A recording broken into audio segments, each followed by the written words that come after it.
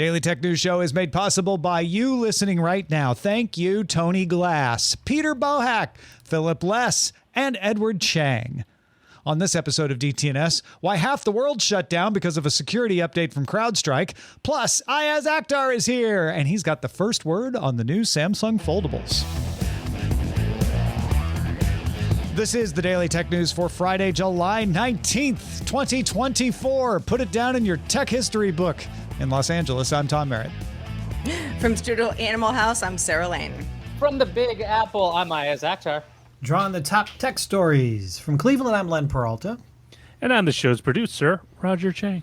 It is CrowdStrike Day. And if you are or you know someone who is digging out from under the fallout of CrowdStrike, our sympathies go with you. Please buy your IT admins an extra cup of coffee or whatever their favorite beverage is today. We are going to break down everything we know so far in a way that everybody can understand, because that's what we do here. But there is a little bit of other news. So let's start with the quick hits. The government of Bangladesh has ordered mobile telecommunication providers to restrict network access for more than 24 hours due to student protests that so far have resulted in 6 deaths and hundreds of injuries. This follows several days of social media restrictions. The protests are in relation to a quota system for government jobs. Yesterday, we learned the news that law enforcement hacking software company Celebrite appeared, according to some internal documents, to be unable to get into phones running iOS 17.4, as well as Google Pixels 6, 7, and 8 if they had been turned off. Today, Celebrite back in the news again, apparently giving the US FBI unreleased software to unlock the phone of the person who shot President Trump. Reportedly, it was able to unlock a quote-unquote newer Samsung phone in about 40 minutes. Netflix had a good quarter. The company beat expectations in its latest earnings report, with revenue up 17% on the year and profits growing by 44%.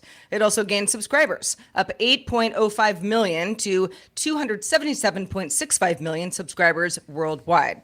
Netflix says this next quarter won't add as many subscribers as it did because of the effects of its crackdown on sharing accounts is going to be waning. The company also reported that its ad-supported tier resulted in 45% of new signups in markets where it is offered. And Netflix is also ramping up gaming products, saying it will release one new game related to its own IP every month starting now. A Squid Game-related game will be one of those later this year. Google stopped generating short links, the little tiny links, like tiny URLs used to be, to the goo.gl domain back in March 2019. They told everybody they were going to stop doing it in 2018. They stopped generating them in 2019. And now it's time to just stop redirecting all the ones that were created before 2019. So on August 25th next year, August 25th, 2025, Google is going to stop redirecting existing links from its own short URLs. I don't love that they're doing this. I understand it's an expense that they don't want to continue to operate, but it does break a lot of the internet. However, starting August 23rd this year, Google will start giving an interstitial when anyone clicks on a goog.gl short link, explaining that link will stop working next year. So at least there's a way for people to maybe get prepared if these links are used regularly.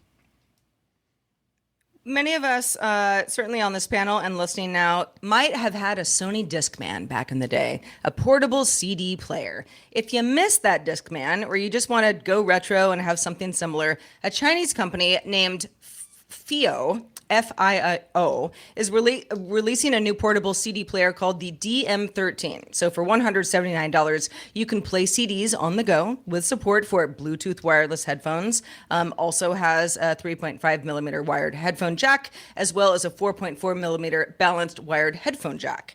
It also has USB connection to integrate it into a digital sound system if you want to get cray-cray.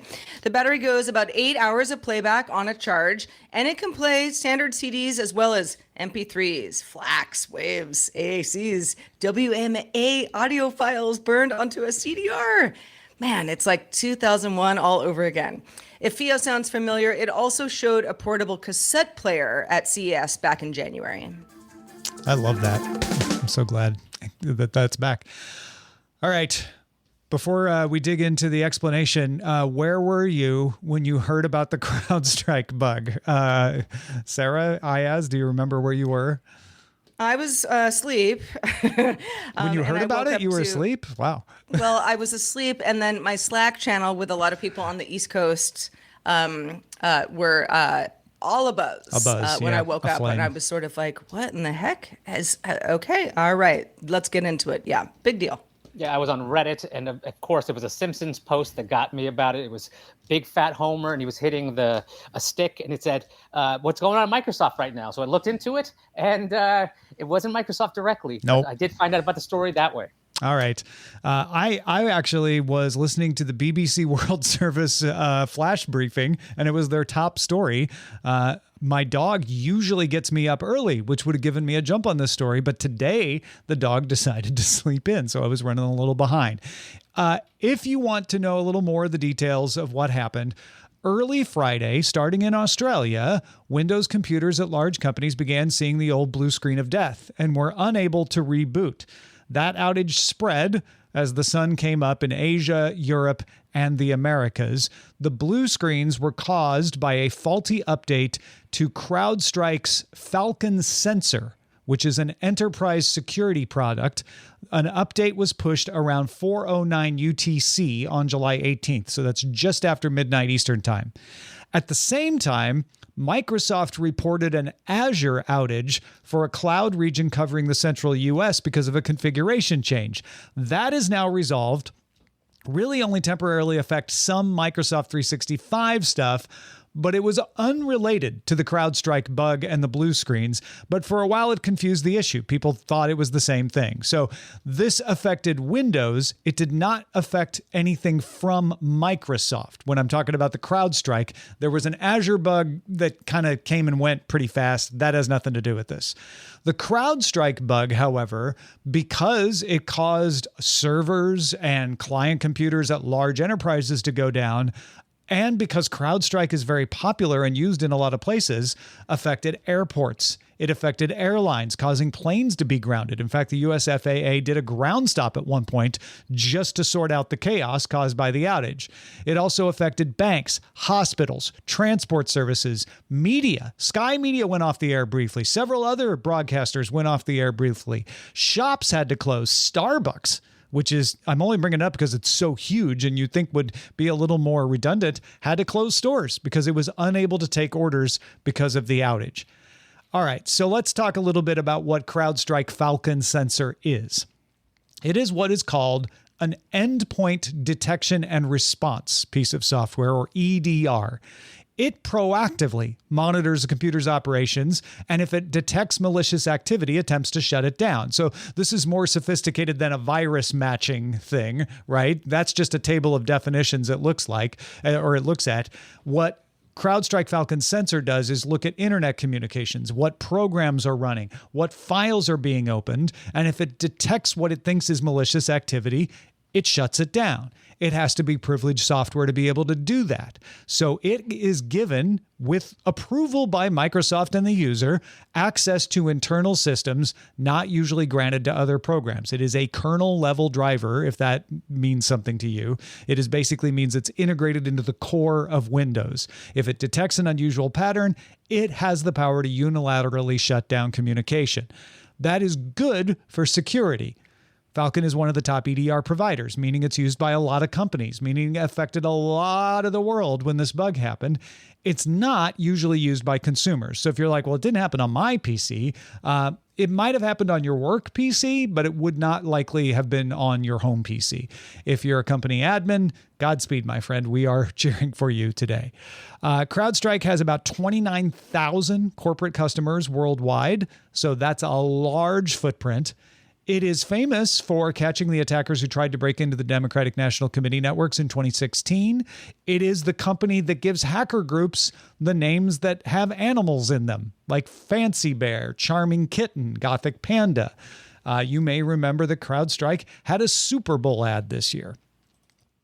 So it's big, and it affected a lot of companies. Why did it happen? We have not got technical details from CrowdStrike yet. I am very curious what their explanation will be. but something in an update to Falcon Sensor caused Windows to crash and fail to reboot. A lot of good theories out there. Some of them I look pretty likely to me, but we don't have the official word on this yet. And one thing I want to say to fend off some of the usual knee-jerk responses is CrowdStrike almost certainly did test this update before deploying it. Not all bugs show up until they're pushed at scale. It'll be interesting to see why this bug didn't show up in tests. It may be incompetence, but I am not personally assuming it's incompetence because this company is big. It does this all the time. I assume it's got very robust QA. Maybe it'll come out that they missed it, but I'm not considering that the most likely situation. This seems to be a unique set of circumstances that were unanticipated. It is not Microsoft's fault. Sky Media, which I understand is very annoyed at being knocked off the air, is calling for Microsoft's head, their attractive punching bag. And I wouldn't rule out that maybe there is something in Windows that CrowdStrike was unaware of that caused that. I think that's a smaller percentage chance, but it's a chance. But I wouldn't jump to that conclusion either. All right, so what do you do to fix this? Well, those of you who are trying to fix this already know, I'm sure, but for those who don't, and you might be curious, CrowdStrike issued a patch at 5:27 UTC. So remember, 4:09, the bug got pushed. By 5:27, they had a patch. Rebooting your machine is supposed to trigger a download of the reverted channel file that would overwrite the buggy one and cause everything to go back to normal. That is not always working. Microsoft says keep trying. It can take up to as many as 15 reboots for this thing to kick in. However, sometimes it just doesn't. If that doesn't work, reportedly, Microsoft recommends restoring the system to before 4:09 UTC, July 18th, before the buggy version was patched. Then you can accept the fixed patch. So yeah, so there's your second thing is like try rebooting 15 times. If that doesn't work, then do a restore point. But that's not always working. So if it doesn't, you can manually delete the buggy update. You have to reboot into safe mode or Windows recovery mode, go to the CrowdStrike directory and delete a file called C0000291star.syst. You delete that, then reboot, then you'll get the patched file. You're all good. However, if you're in the situation where you have to do that and you're doing a fleet or a remote server data center, that's not something you can do remotely. Virtual machines and remote servers cause a particular challenge here. Plus, the wide nature of the outage is causing some interesting issues. There's one listener of DTNS who's among many who noted that you need your BitLocker keys to decrypt the drive to get it to boot. But if your recovery server, if you're using a recovery server for your BitLocker keys is down because of the CrowdStrike bug, well, you can't get the keys to unlock the drive. So a lot of people are tearing their hair out about stuff like that. This was not a malicious attack. I don't see many people saying it was, but I just want to underline that. It is, however, comparable in its effects to malicious attacks. Like the other things that are as big as this are NotPetya, WannaCry, actual malicious attacks. Security consultant Troy Hunt apparently said, basically what we were all worried about with Y2K, except it actually happened this time. XKCD put a lighter note on it with a comment that said, you can just say everything's on hold today because of the CrowdStrike thing, and people will probably believe you no matter what's going on. But this is big. I don't even feel like we have to give the disclaimer about how we don't usually report on outages. This is so big, and people are still dealing with it. Not all the systems are able to come back online yet. Yeah, as I mentioned before, when I woke up this morning, some friends of mine, one friend in particular, was stuck on the tarmac for a while, coming back from wherever he was coming back from, back to LAX, and was like, yeah, it was weird. We didn't know what was going on, and they were just holding us. And then when we got back into the terminal, we saw that all the computers had been knocked offline, and it was very strange. He had been on a red eye, so he's already kind of like bleary-eyed and just sort of like, what's going on? What's happened in the world type thing. And a few other folks that I know who have been traveling have either just, been stuck wherever they were or not able to go wherever they were going. The travel thing, And I know it's more widespread than that, but the travel thing seems to have been a real big disruption. Yeah, it's probably one of the more obvious ones. Iyaz, what's your take on this? Yeah, what you were just saying, because it actually affects people who are going to travel. Or like I was reading MSNBC a lot this morning, and one of my favorite things was like, the New York DMVs weren't working properly. It's like, do they ever? But that's not the point. That's not the point when it comes to payments on the DMV. The thing is, if it affects your normal day-to-day life, I mean, on people's personal computers, this wasn't an issue. And luckily, this was a corporate sort of issue, so that there was IT departments out there trying to fix this from the beginning, sophisticated parties who understand what to do instead of going into a full panic. I know MSNBC was also reporting about how the stock was taking a hit for CrowdStrike. Let's get something straight, folks. None of us, at least I don't know about you guys, but a lot of us haven't heard of the company before, and they push out updates all the time. So the fact that it affected anything and we actually even saw what was going on, it might be because it's a Friday and it's a slow news day. It could also be because Apple and Google aren't doing anything huge today. But generally, the impact on consumers and regular people who could not travel, that will get them ticked off. And I'm really glad that the amount of misinformation out there so far does not seem to be like, there's no big bubbling up of like, oh, it's because of Tom's hat. It's not Tom's hat. Not this time. Well, and as the day went on, and I was like, okay, this is a big deal, and trying to kind of drill into who does this affect besides the obvious, travel stuff. There was a report of somebody who was at the dentist office. And all that software went down. X-rays were not able to be taken. Lots of, specific instances of something like this disrupting your life. Like, if that was just one person, fine. But think of all the other people at dentist offices this morning who were like, okay, I guess I'll just come back later. Or time and energy is wasted. These systems are.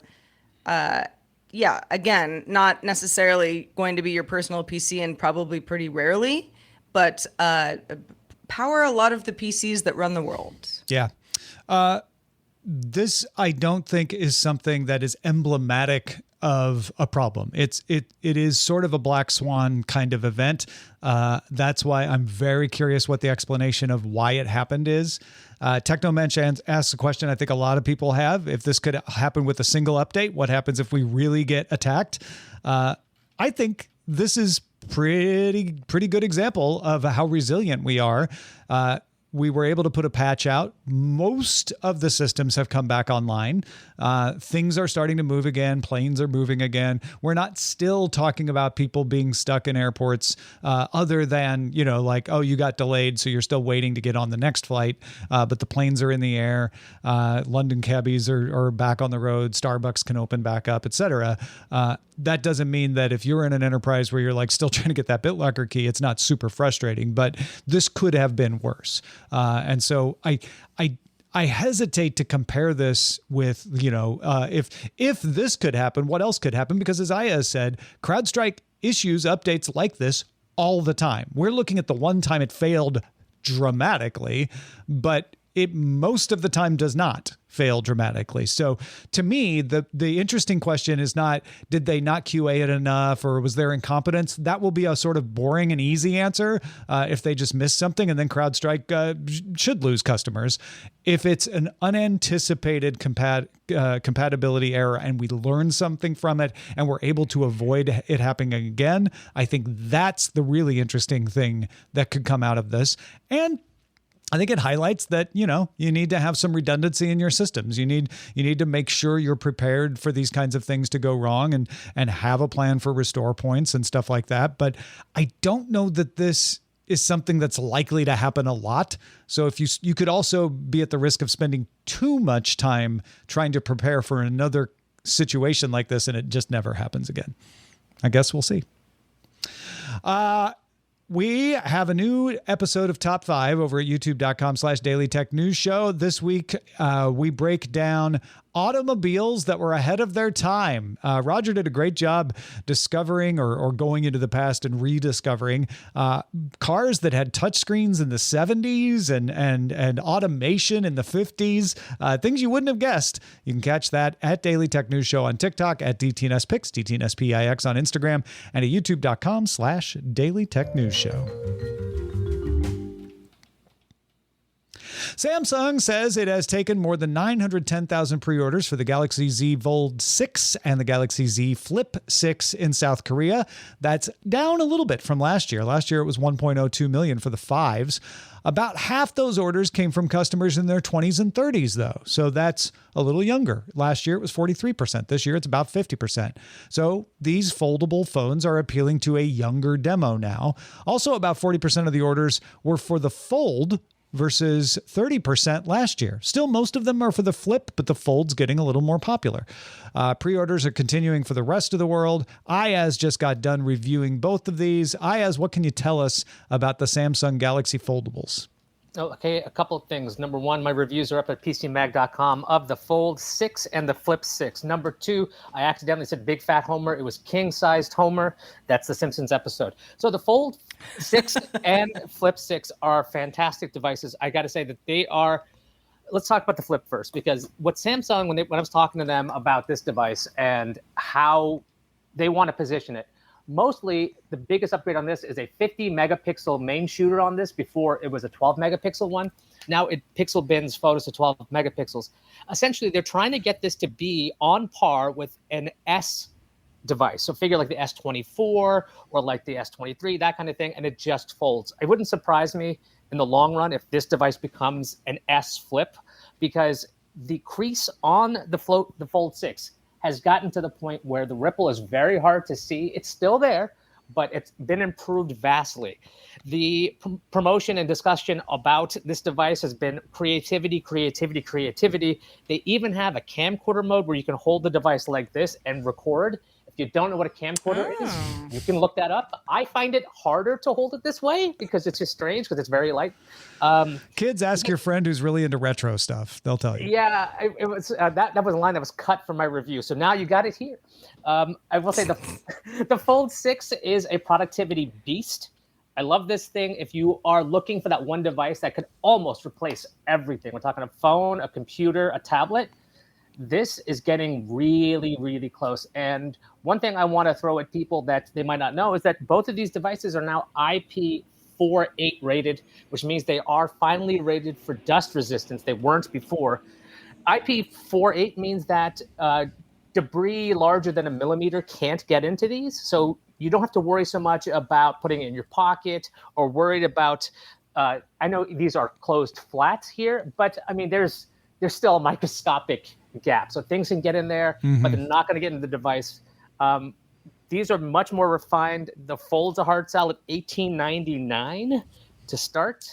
That's not $18. That's $1,800. That's right. $1,899, and they raised the price on the Flip by $100, so now it's $1,099. But they also put in 12 gigabytes of RAM on every one of them, which I think is a huge bonus. You guys got any questions about these things? I'm happy to know and help you with this, because I've been playing with these all week. What do you think the use case is now? Yeah. For which one? For either the Flip or the Fold. Okay, the Fold is for the person who does not want to keep syncing their devices. I know I have this problem. Like, did I have it on my phone? Was it on my computer? Was it on my tablet?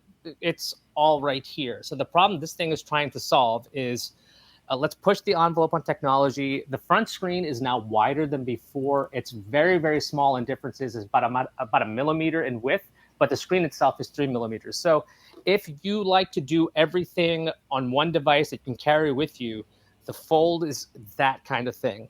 The Flip is for people who really just essentially want a really large phone most of the time and just don't want to carry a large phone. Because a large phone. Yeah, when this is folded, it just feels, I mean, when I'm messing with the cover screen, it almost feels like an old retro, like handheld game. It's so tiny.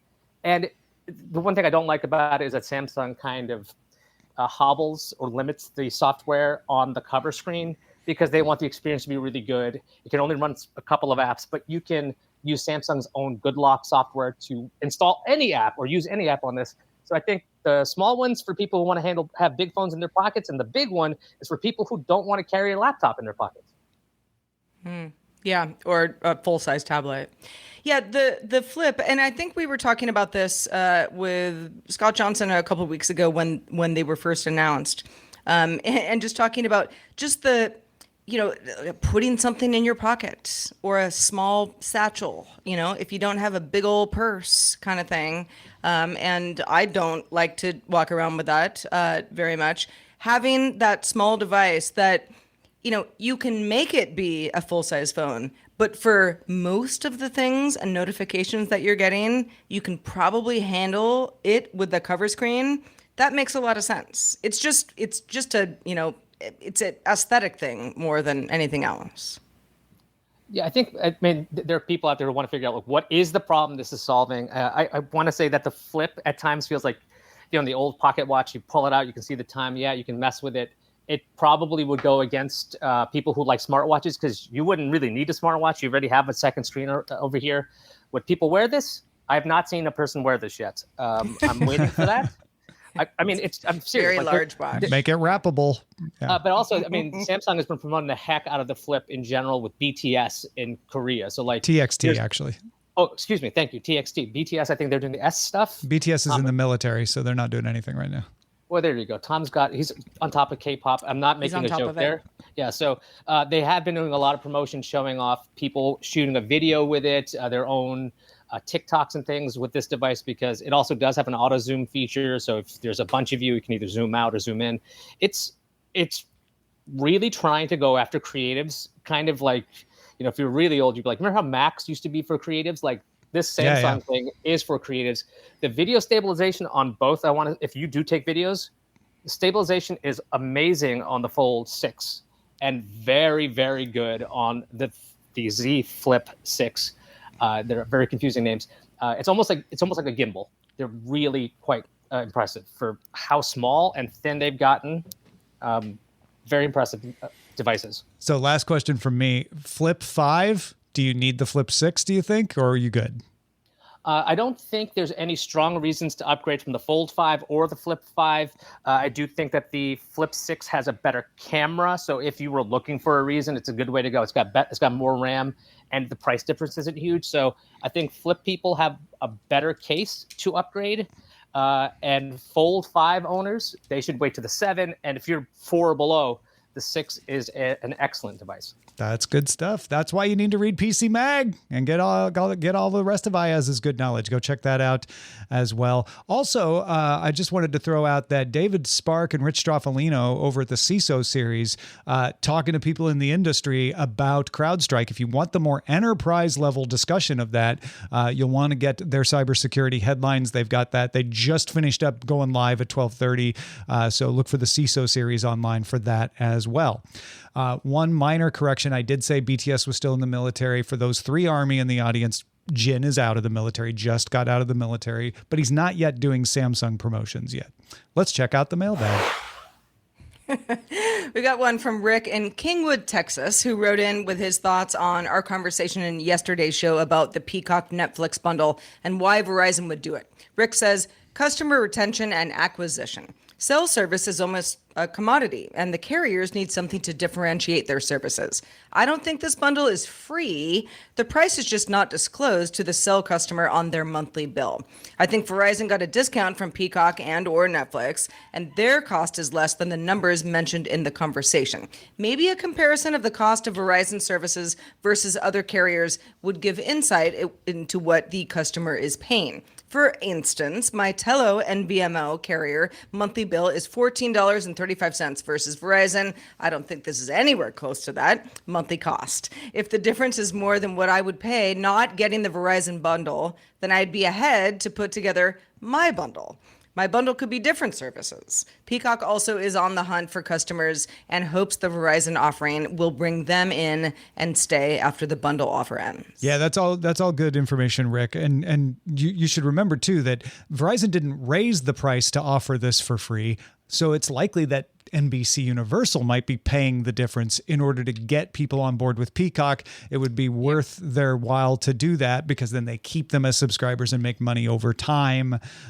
So maybe they're footing the bill for this. But these telcos count the cost of retention as something as well. So even if you're not secretly paying extra for Netflix, whether you get it or not, it may be the fact that, it'll keep you as an extra year as a subscriber to give you Netflix for free. That might be worth the cost for them as well. They're likely paying a discounted cost. It gets really complicated too, because, other companies offer various different things for free. And a lot of times Verizon and T-Mobile are more expensive than something like an MVNO simply because they're going to offer you better support and better brand reliability. And so they can just ask more and it doesn't even have to do anything with the cost. So there's a lot that goes into it. Thanks, Rick, for writing in and pointing that out.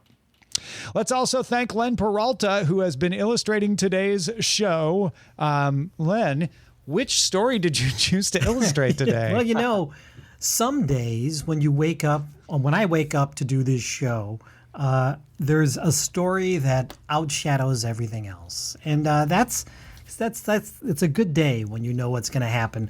So that's exactly, your guess is right. That's exactly what I decided to do. This one's called CrowdStrike. And it's the one thing I'm glad I was not traveling today. The traveling I heard was just absolutely atrocious.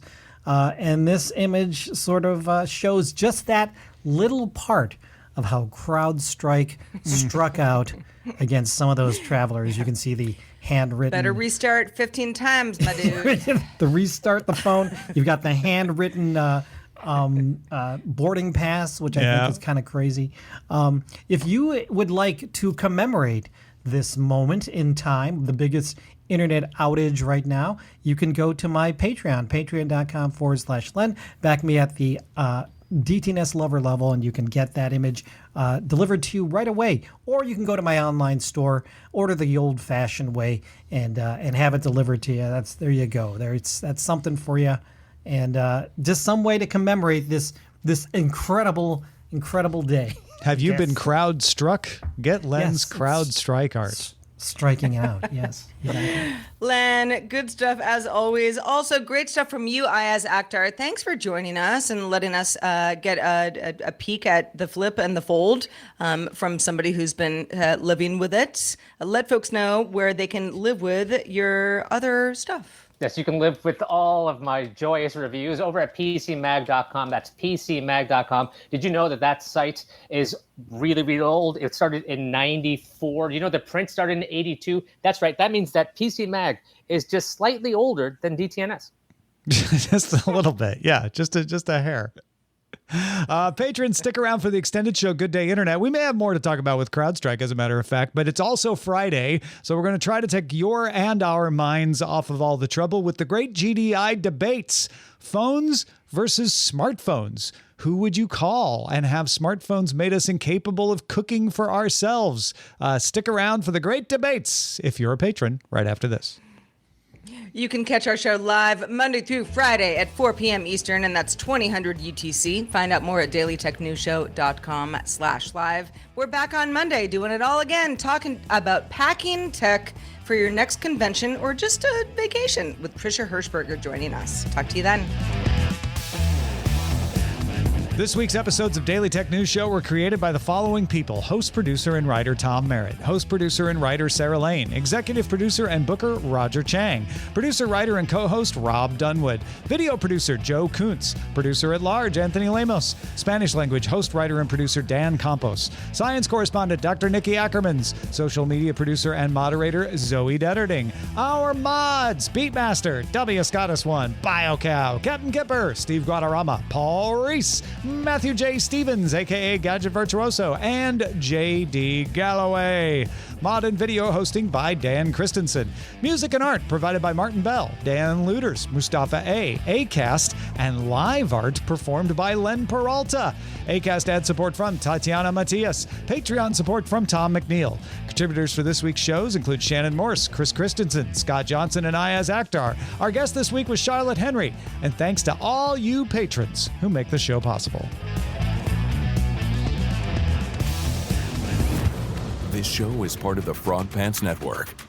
Get more at frogpants.com. Diamond Club hopes you have enjoyed this program.